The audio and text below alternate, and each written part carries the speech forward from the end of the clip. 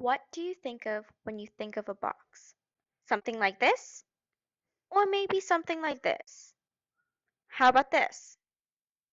Well, in the words of the Oxford English Dictionary, a box is a container with a flat base and sides, typically square or rectangular and having a lid. Since these containers are only typically square or rectangular in shape, I am going to focus instead on the pyramid. A pyramid is a structure with a rectangular base and four sloping triangular sides that meet at an apex. A triangle is the most stable geometric shape because forces are distributed evenly along all three sides. In comparison, if the same force is placed upon a corner of a rectangle or square, the shape will deform. While today architects and engineers often use triangles for structures such as trestle bridges, triangles can also be viewed as symbols of power and authority. This dates back to antiquity.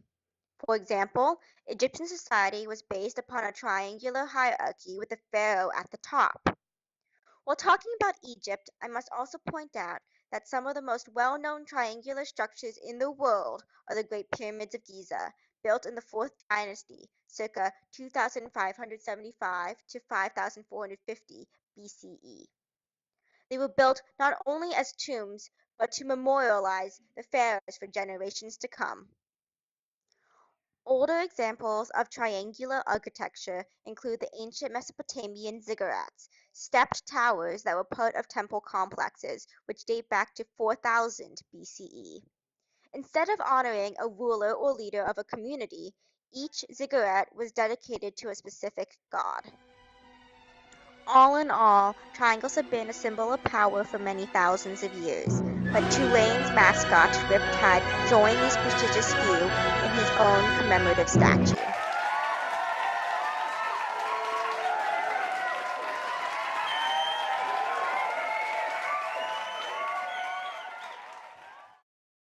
When making a pelican, I first sketch and cut out various types of triangles from white construction paper. I then glue them together edge to edge to form a pyramid.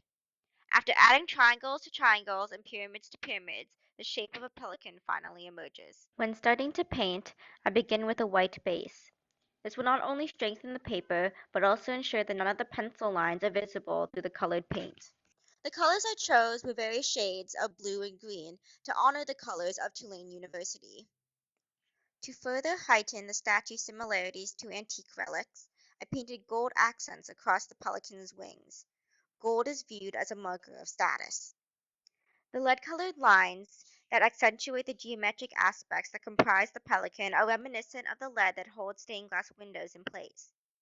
I use these lines to not only emphasize the geometry, but also shed light on the creative process.